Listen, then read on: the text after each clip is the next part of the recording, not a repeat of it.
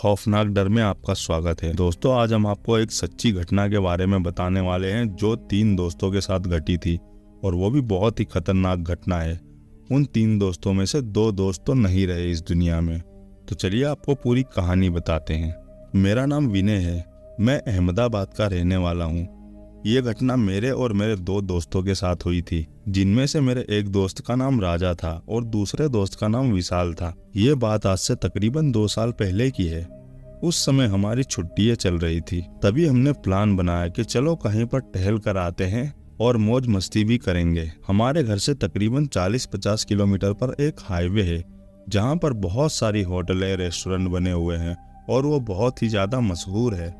तो हमने सोचा कि चलो वहीं पर चलते हैं। हम तीनों दोस्त रेडी हो गए। तकरीबन शाम के 6 बजे का समय था।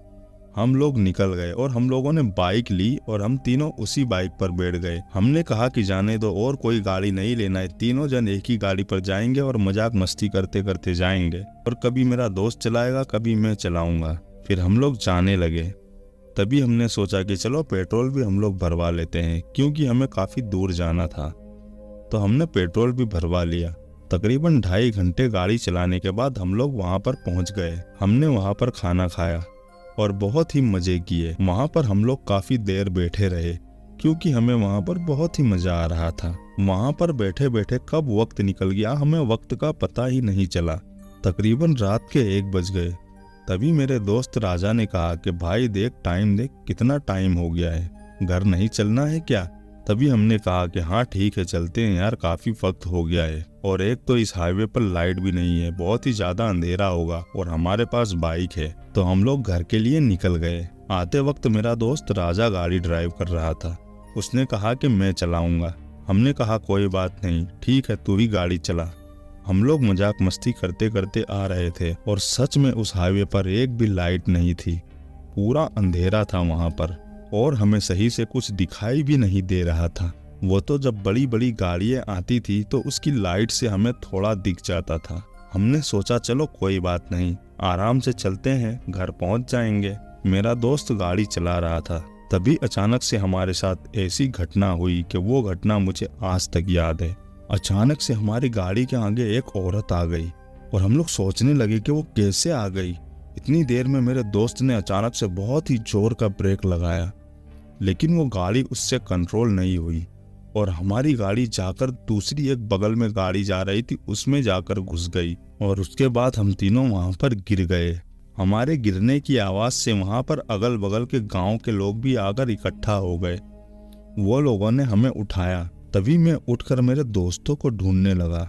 तभी मैंने मेरे दोस्त राजा को जाकर देखा, तो उसको मैं देखकर वहीं पर रोने लगा, क्योंकि उसका पैर कट गया था। और मेरा दूसरा दोस्त विशाल, उसने तो वहीं पर दम तोड़ दिया था। बाद में वहाँ के लोग आए। वो लोग मुझसे पूछने लगे कि आखिर तुम्हारे साथ क्या हुआ, तुम लोग का एक्सीडेंट आखिर हुआ क्यों? तो मैंने उन्हें पूरी घटना के बारे में बताया। तो वो लोग कहने लगे कि ये एक आत्मा थी, ये बहुत लोगों की गाड़ी के आगे आ जाती है, और यहाँ पर ऐसे एक्सीडेंट हमेशा होते रहते हैं, और यहाँ पर कई लोगों की जान गई है।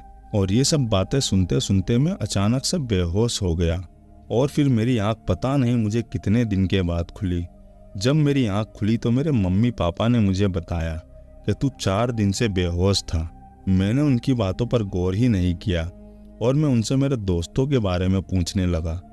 तो उन लोगों ने मुझे बताया कि तेरे दोस्त लोग तो वहीं पर खत्म हो गए थे, लेकिन मुझे यकीन ही नहीं हो रहा था। और ये सब बातें सुनकर मैं बहुत जोर जोर से रोने लगा, और अपने आप को कोसने लगा कि काश मैं ये प्लान नहीं बनाता तो हमारे साथ ऐसा हादसा कभी नहीं होता।